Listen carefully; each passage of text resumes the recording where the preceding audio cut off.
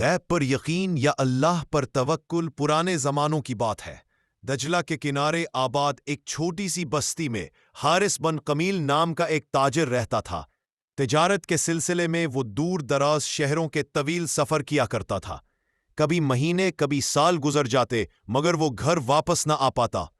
اس کا گھرانہ صرف 3 افراد پر مشتمل تھا، ایک حارث اور دوسرے نمبر پر اس کی بیوی زینب اور تیسرا ان کا 14 سالہ بیٹا سلیم۔ سلیم وہ بچہ تھا جسے اللہ نے کئی سالوں کی دعا کے بعد دیا تھا، مگر حارث کی ایک کمزوری تھی، وہ نجومیوں اور مستقبل معلوم کرنے والوں کی باتوں پر حد سے زیادہ یقین کرتا تھا۔ ایک دن سفر سے پہلے وہ اپنے بیٹے سلیم کو لے کر ایک مشہور نجومی عورت کے پاس آیا۔ اس عورت نے اس کے ہاتھ کی لکیریں دیکھی، کچھ دیر بعد آنکھیں بند کی اور پھر ایک لرزتی آواز میں بولی، تیری بیوی ایک بیٹی کو جنم دے گی اور وہ بیٹی تیرے بیٹے کی موت کا سبب بنے گی۔ کہ یہ سن کر حارث کے پیروں تلے زمین نکل گئی۔ وہ اپنے گھر واپس آیا تو خوف و وہم میں ڈوبا ہوا تھا۔ اسے لگا کہ اگر بیٹی پیدا ہوئی تو وہ اس کے خاندان کو تباہ کر دے گی۔ سفر قریب تھا اور ولادت ابھی باقی۔ جاتے جاتے اس نے اپنے بیٹے سلیم سے کہا، اگر تمہاری ماں نے بیٹی کو جنم دیا تو اسے زندہ نہیں رہنے دینا۔ عورت کبھی بھی جھوٹ نہیں بولتی۔ اگر تم نے میری نافرمانی کی تو میں تمہیں کبھی بھی معاف نہیں کروں گا۔ سلیم نے باپ کا حکم سنا مگر دل میں خوف اور کھٹکھٹاہٹ بیٹھ گئی۔ حارث سفر پر نکل گیا۔ کچھ ہی دنوں بعد زینب نے انتہائی خوبصورت بچی کو جنم دیا۔ وہ بچے اتنی حسین تھی کہ دیکھنے والا رک کر دیکھتا۔ نور جہاں سلیم نے بہن کو دیکھا تو دل پگھل گیا۔ وہ اسے مارنے کا سوچ بھی نہ سکا۔ اس نے کہا، میں ابھی ماں کا دل نہیں توڑ سکتا، کچھ وقت گزرنے دو پھر دیکھوں گا۔ مگر ہر گزرتے دن کے ساتھ اس کا پیار نور جہان کے لیے بڑھتا جاتا۔ 1 برس گزر گیا۔ باپ کی واپسی کی خبر ملی تو سلیم ڈر گیا۔ وہ کیا جواب دے گا؟ پاس ہی رہنے والے ایک بزرگ چچا یوسف جو حارث کے قریبی دوست تھے سلیم کے پاس آئے۔ سلیم نے سب کچھ سچ سچ بتا دیا۔ یوسف نے کہا، بیٹا اللہ بچیوں کو رحمت بناتا ہے، زحمت نہیں، اگر چاہو تو نور جہاں مجھے دے دو اور میرا بچہ تم لے جاؤ۔ باپ کو بتا دینا کہ بیٹا پیدا ہوا ہے۔ سلیم نے اعتماد میں لے کر ماں کو ساری بات بتائی۔ ماں بھی بچہ بدلنے پر راضی ہو گئی۔ بیٹی تھوڑا تھوڑا بولنا شروع ہو چکی تھی۔ سلیم نے شکر کے آنسو بہائے، نور جہاں کو ان کے حوالے کیا اور ان کا بچہ لے آیا۔ حارث واپس آیا تھا، خوش ہوا، شک نہ ہوا، مگر سب سے زیادہ دیر تک چھپ نہیں سکتا۔ جب نور جہاں بولنے لگی تو یوسف کی بیوی کو کبھی کبھار امی کہہ دیتی اور اصل ماں زینب کو دیکھ کر دل کھینچتا۔ حارث کو شک ہوا۔ آخر راز کھل گیا۔ وہ غضبناک ہو گیا۔ سلیم، تم نے میری نافرمانی کی، اس لڑکی کو فوراً ختم کر دو۔ سلیم روتا رہا مگر باپ نے دھمکی دی، اگر نہ کیا تو میں خود اسے قتل کر دوں گا اور تمہیں بھی گھر سے نکال دوں گا۔ بے بس سلیم نور جہاں کو لے کر صحرا چلا گیا۔ گھڑا کھودا۔ نور جہاں ہنستی ہوئی مٹی جمع کرتی رہی کہ بھائی کھیل کھیل رہا ہے۔ جب سلیم نے اسے گھڑے میں بیٹھنے کو کہا تو وہ ہنستے ہوئے بیٹھ گئی۔ جب اوپر پتھر رکھنے لگا تو نیچے سے نور جہاں کی آواز آئی، بھائی یہاں تو اندھیرا ہو گیا ہے، مجھے ڈر لگ رہا ہے، باہر نکالو۔ سلیم کے ہاتھ کانپنے لگے۔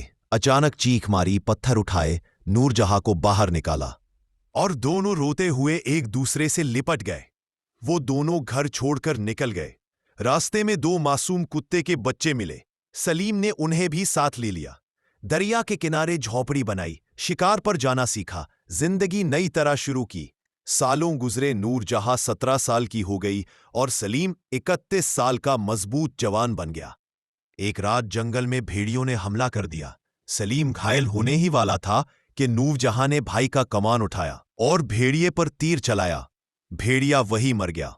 سلیم چیخ اٹھا، تجھے موت کا سبب کہا گیا تھا، تم نے میری جان بچائی۔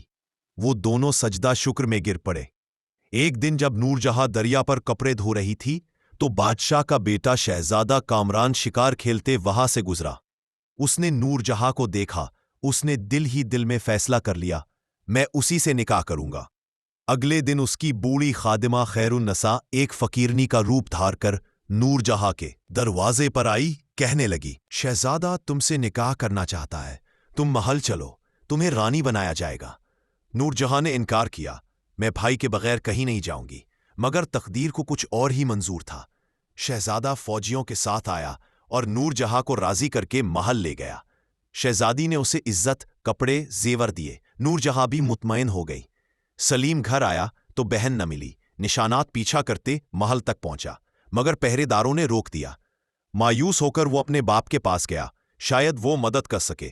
حارث نے پہلے سلیم کو دیکھ کر خوشی کی، مگر جب نور جہاں کے بارے میں پوچھا تو سلیم یا صرف اتنا کہا، وہ کھو گئی، شاید کسی نے اغوا کر کے بیچ دیا ہوگا۔ حارث غصے میں چیخا، تم نے میری نافرمانی کی، میری نظر سے دور ہو جاؤ۔ سلیم ٹوٹ گیا۔ اسے سمجھ نہیں آ رہی تھی کہ وہ کیا کرے۔ اس نے سوچا کہ وہ محل جاتا ہے اور شہزادے سے اپنی درخواست پیش کرتا ہے اپنی بہن کو ڈھونڈنے کے لیے، لیکن محل کے باہر اکر بھی وہ چپ کر کے بیٹھ گیا۔ اس کو سمجھ نہیں آ رہی تھی وہ اندر جائے یا نہیں۔ نور جہاں نے کھڑکی سے دیکھا کہ سلیم محل کے باہر بیٹھا ہے۔ شہزادے سے کہا کہ یہ تو میرا بھائی ہے، اسے اندر بلائے۔ سلیم اندر آیا۔ نور جہاں آپ کو سلامت لے کر رونے لگا۔ نور جہاں نے کہا کہ بھائی، تم نے میری حفاظت کی، میری خاطر اپنی زندگی قید کر لی، اللہ نے تمہیں رسوا نہیں ہونے دیا۔ شہزادے نے دونوں کی کہانی سنی اور بولا، اب تم دونوں کی عزت میری ذمہ داری ہے۔ شہزادے نے حارث کو پکڑوا کر قاضی کے سامنے پیش کیا۔ قاضی نے پوچھا، تم نے بیٹی کو مارنے کا حکم کیوں دیا؟ حارث بولا، نجومی عورت نے کہا تھا کہ وہ بیٹے کی موت کا سبب بنے گی۔ قاضی کا چہرہ سرخ ہو گیا۔ غیب کا علم صرف اللہ تعالیٰ کی ذات کے پاس ہے۔ تم نے بچے کو مار ڈالنے کا حکم دے کر اللہ کی نافرمانی اور ظلم کیا ہے، تمہیں 10 سال قید کی سزا دی جاتی ہے۔ نور جہاں رو پڑی، قاضی صاحب، میں اپنے باپ کو معاف کرتی ہوں، وہ گمراہ تھا، دشمن نہیں۔ شہزادہ حیران ہوا۔ قاضی نے سزا کم کی۔ نور جہاں اور سلیم اپنی ماں سے ملنے گئے۔ زینب نے دونوں کو دیکھا تو خوشی کی شدت سے بے ہوش ہو گئی۔ جب ہوش آیا تو بیماری بھی دور ہو چکی تھی۔ چند ہفتوں بعد نور جہاں اور شہزادہ کامران کا نکاح ہوا۔ محل جشن سے بھر گیا۔ سلیم کو بھی شہزادے نے دربار میں عزت کی جگہ دی۔